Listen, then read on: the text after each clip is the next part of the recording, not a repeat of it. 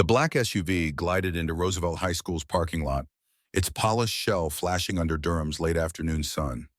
North Carolina's humid breath clung to the air, thick with the chatter of kids bursting from the doors, sneakers pounding cracked asphalt, shouts ricocheting like loose balls.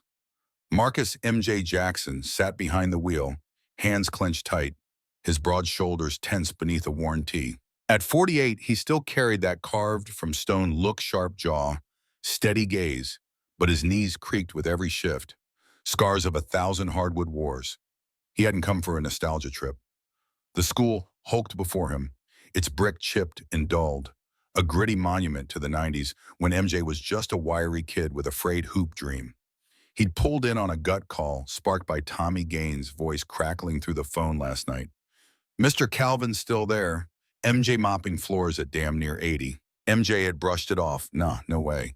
But now, staring at the sagging gym roof and the lot's jagged lines, unease coiled tight. If Calvin, the janitor who tossed him a lifeline, was still grinding while MJ jetted private and stacked sneaker millions, that was a wrong he couldn't let slide. "You sure about this, man?" Reggie piped up from the passenger seat.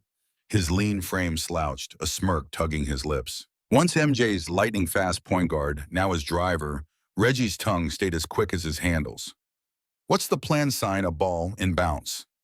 MJ killed the engine, silent. Reggie's grin widened. "Oh, I know that look. Trouble's brewing." MJ's jaw locked hard. Trouble was an understatement.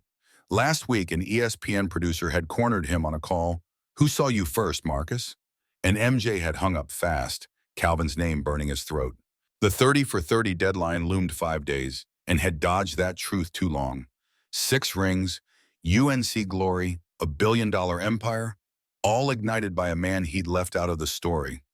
Seeing him still here, broom in hand, wasn't just a jolt, it was guilt slamming him like a missed layup at the buzzer.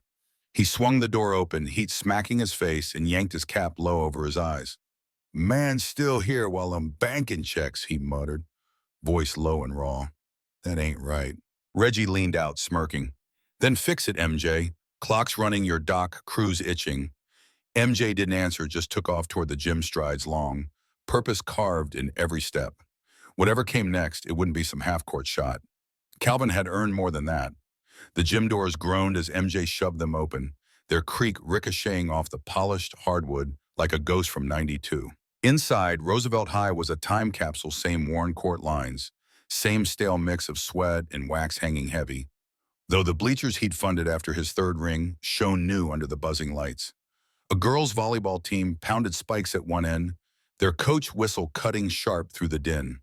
At the far side, a lone figure swept the basal in, a stooped silhouette in a gray work shirt, white hair thin as frost, broom moving slow but sure. MJ's chest seized. Calvin. He crossed the floor, hands jammed in his pockets, masking the thud in his veins. "Mr. Calvin," he called, voice low but firm. "Still keeping this old place breathing?" The old man paused, squinting up through cloudy eyes, then cracked a gap-toothed grin that lit his weathered face. "Marcus Jackson. Hell, I figured you'd forgot a small fry by now." His voice scraped like gravel, rough from years but warm as a handshake. MJ chuckled, the sound sticking in his throat. 40-some years, huh? You ever punch out?" Calvin leaned on his broom, shrugging easy. "School needs me. I need the gig. Keeps the lights on." MJ nodded, but his gut twisted hard. Head rolled in, expecting faded plaques. A quick laugh knocked Calvin still tethered to this floor, while MJ's life had shot into the stratosphere. That ESPN producer's voice nagged. "Who saw you first, Marcus?" And guilt sank its teeth deeper. Had never spilled it. Sophomore year, cut from varsity, slumped in these bleachers, ready to trash his sneakers. Calvin had found him, shadow quiet, and pressed a keyring into his palm. "You got fight, kid. Use it." Those late-night shots flipped failure into UNC, then the pros. MJ had climbed. Calvin stayed rooted. "How you holding up?" he asked, keeping it light but digging. Calvin brushed dust off his shirt, a faint tremor in his fingers. Old bones creak, but they move. "You're looking good. Fame fits you right." MJ clocked the shake, the way his shoulders sagged when he thought no one saw. "Coffee," he said, nodding toward the door. "Let's catch up." 10 minutes later, they slid into a booth at Ollie's Diner, a greasy dive 2 blocks off Roosevelt. The red vinyl squeaked under MJ's weight, the air thick with bacon grease and burnt coffee. Calvin ordered black, no sugar. MJ matched him, the mug steaming untouched in his grip. So, MJ started, leaning forward. You're still at it. What's the deal? Ruth okay? Calvin's grin faded a notch, his eyes dropping to the table. She's hanging in there. Hips are shot, arthritis eating her up. House to roof leaks, porch is half rotted. Pension's a damn joke, so... He sipped, letting the rest dissolve into the coffee's bitterness. MJ's jaw tightened. He pictured Calvin unlocking the gym at dawn, Ruth hobbling through a falling-apart home, while he had just dropped 6 figures on a watch he'd worn twice. The producers, "Who saw you first?" echoed, and shame burned hotter head hung up on that call, leaving Calvin's name unsaid. You're 79, man, MJ pressed. Most folks are on a beach by now, not pushing brooms. Calvin snorted, a dry laugh that didn't reach his eyes. Sure, when Hargrove quits riding my ass.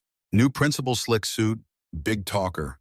Calls me a fossil clogging his shiny new school, says I'm too slow. Wants me out by month's end, or hell bring in some kid for half my pay. His voice turned hard, edged with steel. I ain't begging nobody, though. MJ filed it, Hargrove. This wasn't just about scraping by. It was pride bleeding out under a bureaucrat's boot. Sounds like a punk with a clipboard, MJ said, keeping his tone even but feeling the simmer build. Calvin stared into his mug, knuckles whitening around the handle. His the boss. What's a man supposed to do? MJ let the silence sit, soaking in the cracks. Ruth pain, a house on its last legs, Hargrove grinding Calvin down. He'd walked in here with vague ideas, a handshake. Maybe a check. That wouldn't cut it now. He tapped the table, decisive. Dinner tomorrow, Mr. Calvin. Moron. Bring Ruth. My treat, Katie's on Broad Street. 6. Nothing fancy, just us. Calvin blinked, caught off guard. What's this about, Marcus? MJ grinned, but his eyes were locked in, steady as a free throw. Old times. Catching up. Say yes, y'all like it. Ruth set her spoon down slow, hands trembling as she flashed a faint smile across the booth. He still calls me his MVP, she said, her voice soft but cracked like old porcelain, even when I can't get out of bed some days. Calvin's gaze softened, gruff but yielding.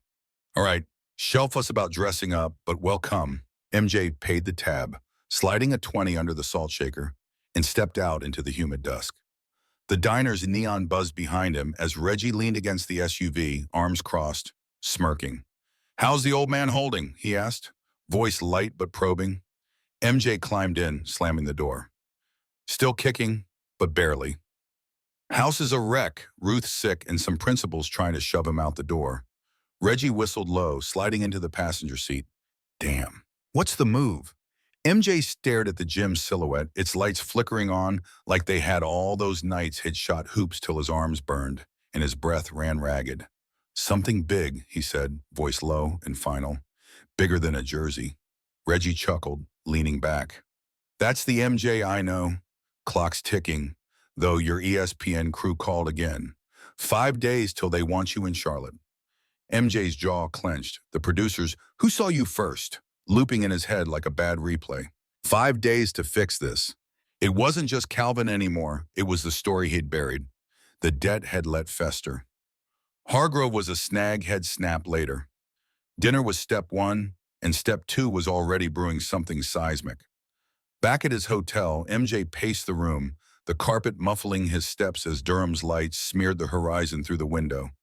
The producer's voicemail droned on speaker. We need the real Marcus Jackson, and he killed it mid-sentence, tossing the phone on the bed. Calvin's key had cracked open his future, a rusted hinge swinging wide to 6 rings and $1 billion. Now MJ held a key of his own, a chance to turn it back, fast and fierce, before the clock ran out. MJ didn't sleep that night. The hotel's AC hummed a low drone, but his mind churned like a packed gym at tip-off Calvin's trembling hands. Ruth's cracked voice, Hargrove's smug threat looping tight. Dawn bled through the curtains, a faint pink haze over Durham, and MJ made the call that axed a Charlotte board meeting, carving out 5 days. The ESPN producer could stew 5 days was enough to rewrite this play.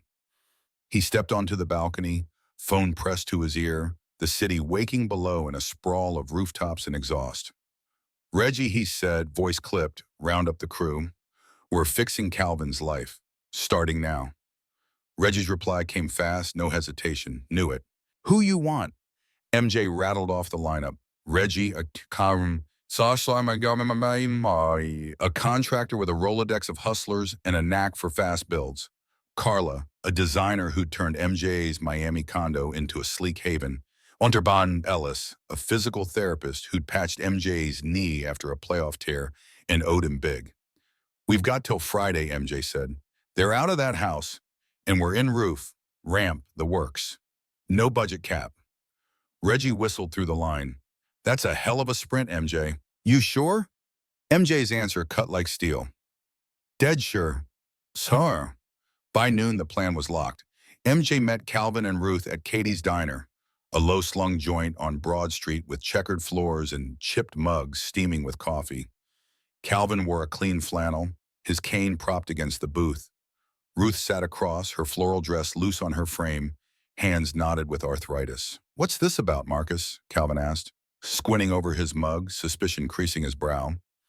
MJ leaned in, all charm and calm. A thank you. I've got a lake cabin lined up, week-long stay, all on me. Wheelchair-friendly quiet spot. You two deserve a break.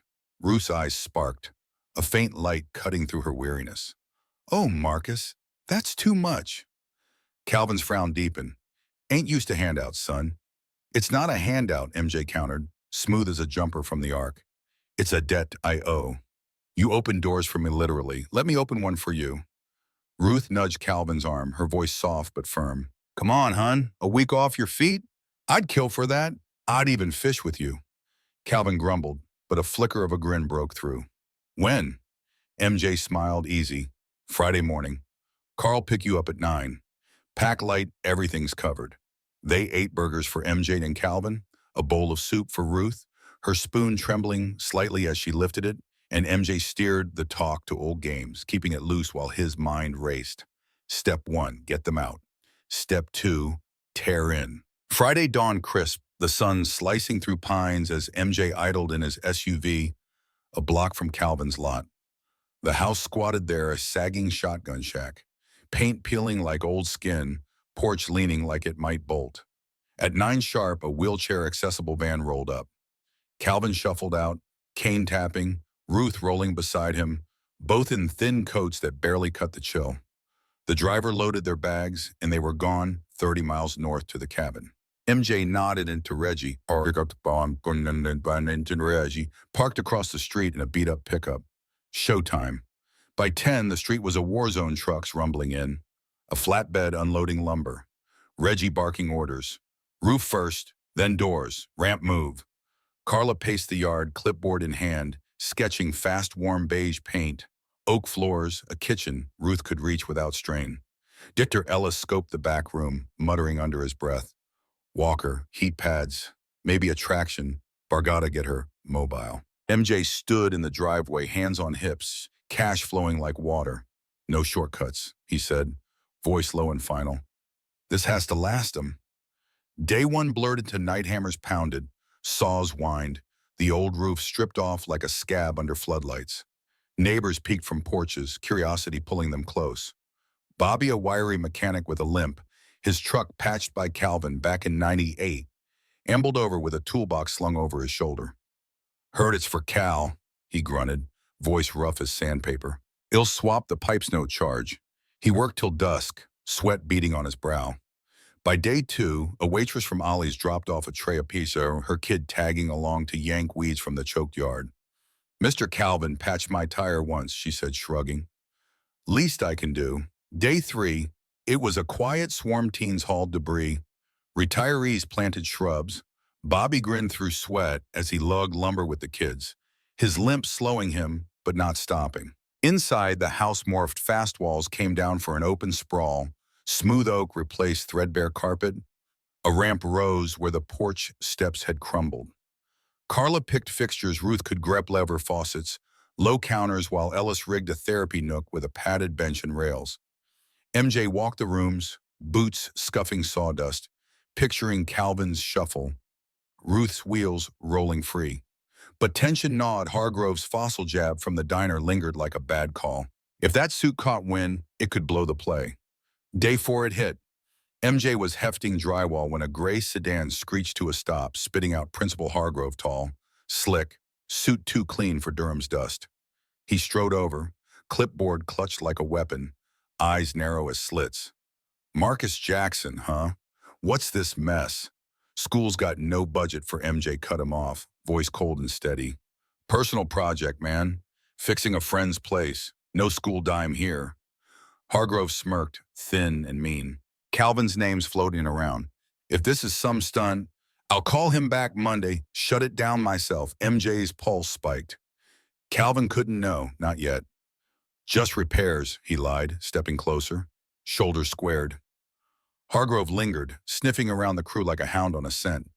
Reggie caught MJ's eye, then bolted toward the street, yelling, "Flood! Pipe burst!" He kicked a hose loose, water spraying wild across the pavement, soaking Hargrove's polished shoes. The principal flinched, cursing as he retreated to his car. "He'll call Calvin Monday and this," he snapped, glaring at MJ before peeling out, tires squealing. MJ exhaled, sweat beading. "Not if I finish first," he muttered under his breath. "Close one," Reggie said, shutting off the hose, water pooling in the dirt. "Too close," MJ shot back. "Speed it up." That night, MJ drove to the cabin, the lake glinting silver under a half moon. Calvin greeted him on the deck, cane in hand, breath short as he sank into a wicker chair. "Marcus, this place Ruth smiling like it's Christmas," he said, voice gruff but soft. MJ grinned, leaning on the rail. "Good to hear. Business kept me tied up, but I'm here now." Calvin's eyes narrowed, sharp despite the years. "You're scheming, boy. I feel it." MJ laughed it off, heart thudding. "Just work, man. How's the fishing?"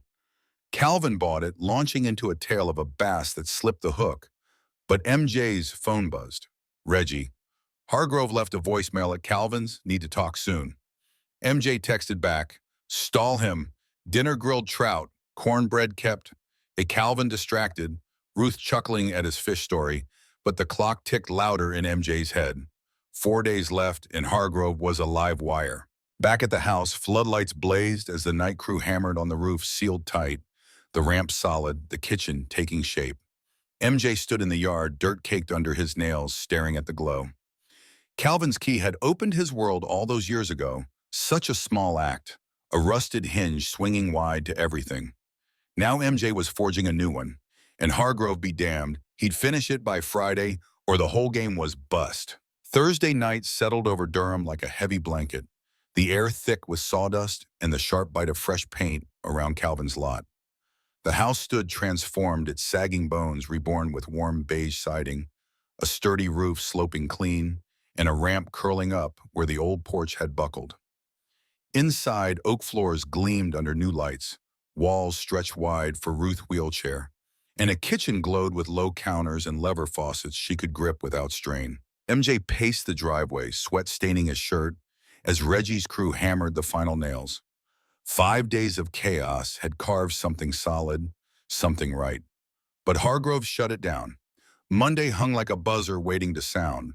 Tomorrow, Calvin and Ruth rolled back in, and the clock was a blade at MJ's throat. He slipped inside, running a hand over the therapy nook Dr. Ellis had rigged, padded bench, rails, a walker for Ruth's shaky legs. Carla had lined the hall with photos. Calvin with kids he'd nudged along, MJ's college jersey framed at the end like a quiet nod. Then MJ threw in his own Playa 67 Chevy pickup, cherry red, Mr. C stenciled on the door, parked out front. Calvin had spun tales of that truck over coffee once. A dream from his youth had let rust away. MJ grinned, picturing the old man's face. "Wrap it up," he told Reggie, voice low and firm. "They're home at noon." Friday broke clear, the sun climbing fast over Durham's pines. MJ texted Reggie, "Bring 'em back." By 11, the street hummed, neighbors, ex-players, Roosevelt staff lining the block, hushed behind a red ribbon stretched across the new porch. Bobby stood up front, his limp steady, toolbox still slung over his shoulder from days of work. MJ paced the walkway, nerves buzzing like a tie game with seconds left. Reggie's crew had triple-checked every seam. Carla had stocked the fridge. Ellis tuned the therapy gear. It was perfect. But perfect wasn't enough, not till Calvin saw it. At 11:50, a black van turned the corner, Reggie at the wheel. MJ stepped to the curb, heart pounding. The doors slid open. Calvin emerged, cane tapping, flannel crisp. Ruth rolled out beside him, an aide easing her chair down, her eyes widening at the crowd. "What's going on, Marcus?" Calvin rasped, suspicion sharpening his gaze. MJ grinned, guiding them forward. "Welcome home." Calvin froze, staring at the ramp, the beige paint Ruth's old favorite from diner chats. Ruth's hand flew to her mouth, a gasp slipping out. "This ours?" MJ nodded, pressing a pair of oversized scissors into Calvin's grip. "Cut it." With shaky hands, Calvin snipped the ribbon and MJ swung the door wide. They stepped in, breath catching in unison. The cramped maze they had left was gone, replaced by an airy sprawl, sunlight pouring through new windows, hardwood smooth under Ruth's wheels. "Oh, Lord," she whispered, rolling ahead. MJ trailed them, pointing. "Kitchen's yours, now reach everything. Bathroom's got a roll-in shower, rails. Bedroom's got a bed you can share, no more floor." Calvin turned slow, taking it in the therapy nook. The photos, the truck keys MJ slipped into his palm.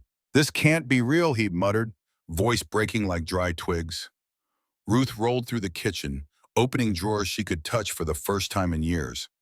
"I can cook again," she said, tears streaking her cheeks, her hands trembling less with wonder than pain. MJ planted a hand on Calvin's shoulder.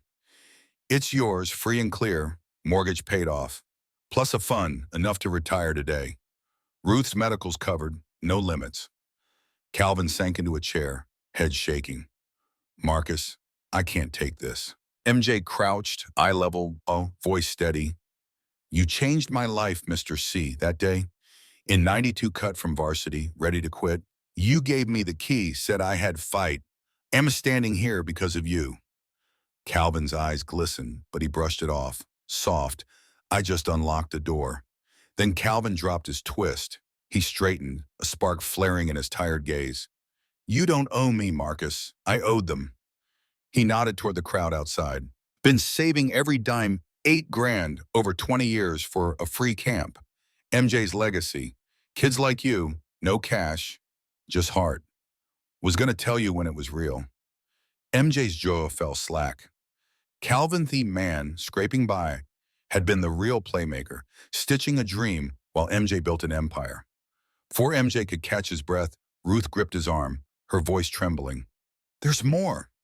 She glanced at Calvin, hesitant, then spilled it. "Has got congestive heart failure. Doctor gave him 6 months if he keeps working. Been skipping pills to save for that camp." MJ reeled, the room tilting. "Ruth," Calvin barked, sharp, but she held firm, eyes wet. "He needs to know, James." MJ's chest burned, 5 days of hustle, and it could have been too late. Calvin's pride had nearly buried him. MJ pivoted fast, voice cutting like a blade. "Camp's on me, full build, my dime. You're done working, Mr. C. Doctor. Ellis starts Monday meds, checkups, everything." Calvin blinked, stunned, but a fire flickered in his eyes, showed not defeat. MJ wasn't finished. He spotted Hargrove in the crowd suit, crisp, smirk sour, and pulled his phone, dialing the superintendent loud enough for all to hear. "Yeah, it's Marcus Jackson. James Calvin's pension doubles today. Job's his if he wants it. Consultant, not janitor. Hargrove's got no say."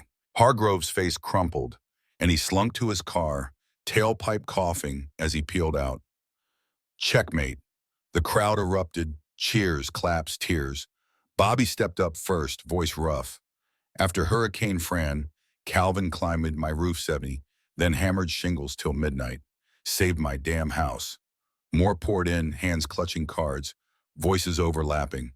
"Stayed late to tutor my boy when he was failing. Bought my girl cleats when we couldn't scrape a dime." Calvin sat, dazed, listening as a lifetime of quiet kindness stacked up like bricks. Ruth reached for his hand, squeezing tight. "You never stop, do you?" she whispered, her cane resting by her chair.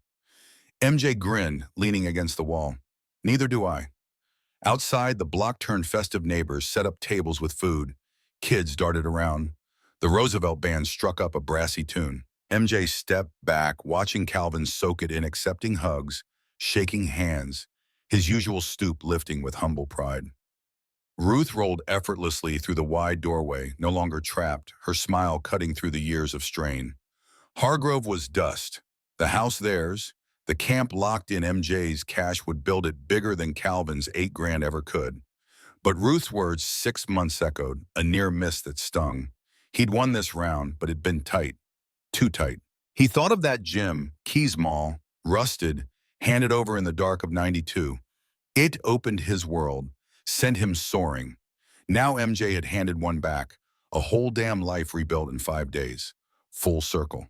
The crowd thinned as dusk crept in, but the energy held Calvin at the center, Ruth beside him, a community stitched tight by one man's grit. MJ stayed in the shadows, satisfaction settling deep. This wasn't just a debt repaid, it was a legacy flipped wide open, and Hargrove couldn't touch it. A year later, the sun dipped low over Durham, casting long shadows across the fresh asphalt of MJ's legacy. The camp stood proud of squat, modern hub with glass doors glinting gold, a hardwood court shining inside, and a chain-link fence ringing an outdoor hoop, where kids already dribbled, sneakers scuffing in rhythm. MJ stood at the ribbon, scissors in hand, Calvin beside him in a crisp red Polono gray work shirt, no broom, just a whistle dangling from his neck. Ruth watched from a folding chair, her cane propped beside her, silver hair catching the fading light. The crowd buzzed neighbors, ex-players, Roosevelt kids hundreds strong, their voices a warm hum over the late afternoon breeze. MJ glanced at Calvin, leaner now but steady, his eyes bright with a spark Dr. Ellis had nursed back. Meds dialed in, checkups regular, that 6-month warning from a year ago stretched into a new chapter. Ruth, to therapy from the Nook, had her shuffling short distances, her steps small but sure, a quiet win etched in every move. MJ raised the scissors, voice booming over the chatter. This is for every kid who needs a shot and for the man who gave me mine. He cut the ribbon and the crowd roared, Calvin's crooked grin breaking wide as kids stormed the court, balls bouncing wild like popcorn on a hot stove. Inside, the place pulsed lockers painted red and white, a wall of photos tracing Calvin's years, him with brooms, with students, with MJ at UNC, all capped by a plaque. James Calvin, Unsung Playmaker, 40-plus years of opening doors. Calvin took it in, shaking his head slow. Never figured I'd be the star, he rasped, clapping MJ's shoulder with a grip stronger than it had been in years. MJ grinned, clapping back. Always were. Mr. C took us a while to catch up. The day stretched on kids drilled under Calvin's whistle, his gravelly voice barking sharp. Square up, elbows in. Ruth handed out water bottles, her cane tapping a steady beat, beaming at every sweaty grin that passed. MJ mingled, signing jerseys for wide-eyed teens, but his gaze kept drifting to Calvin coaching now, not cleaning, every call a testament to the life MJ had locked in that house a year back. The cherry red '67 Chevy sat parked out front, polished to a gleam, Calvin's daily ride to the camp he ran like a second home. As dusk crept in, tires crunched, graveling ESPN van, rolling up unannounced. The producer, a wiry guy with glasses and a mic, hopped out, camera crew scrambling behind. MJ's stomach tightened. He'd dodged them for months, blowing past that 30 for 30 deadline after hanging up on Who Saw You First. But here they were, sniffing a story. Marcus, the producer called, jogging over. Heard about this camp. Your name's all over it. Can we get a word? MJ hesitated, then caught Calvin watching, curious from the sidelines. This was it, the truth he'd buried too long. All right, MJ said, voice firm, but it ain't about me. He waved Calvin over, handing him the mic. Tell him. Calvin blinked, caught off guard, but took it, his rasp steady as he squared up. Started at Roosevelt in '79, just a janitor. Kids came through, some lost, some hungry. Gave Marcus a key once, told him he had fight. Never thought it led here. He gestured at the court, the kids, the plaque. This ain't my story, it's theirs. Always was. The crowd hushed, then clapped. a slow swell building to a roar that shook the chain link. MJ stepped up, voice low but clear. He's the start of my 6 rings, the real playmaker. I dodged. Who saw you first? A year back hung up because I couldn't say it. Now you got it. That's your doc. The producer's eyes lit up, jackpot landed, but MJ didn't care. He'd finally answered loud and true. Ruth shuffled over, gripping his arm with a strength that surprised him. You gave him this, Marcus, she said, her voice soft but fierce. More than a house of purpose. MJ nodded, throat tight. He gave me mine first. As the crew filmed, the crowd thinning under a purple sky, MJ slipped away to his SUV. He sank into the driver's seat, the camp's lights glowing in the rear view like a beacon. His phone buzzed a voicemail from his mom, left that morning. He hit play, her voice crackling through, warm and worn. Saw the news about that camp, Marcus. You finally told it right, your daddy. Be proud as hell. A tear slipped down his cheek, unbidden. He swiped it away, staring at the horizon where Durham blurred into night. Calvin's words from 92 echoed. You got fight, kid, and MJ realized he'd been chasing that fire ever since, from courts to boardrooms to this. The house stood a few miles off a quiet sanctuary now, beige walls warm under dusk, the ramp steady, Ruth's kitchen alive with air cooking again, no longer a prison of narrow halls. The camp was its twin, a second legacy born from one man's key and another's gratitude. MJ hadn't just repaid a debt, he'd amplified a life that shaped his own.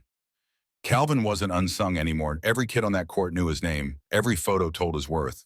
And MJ had rewritten his myth, not for the rings or the cash, but for the roots that held him up.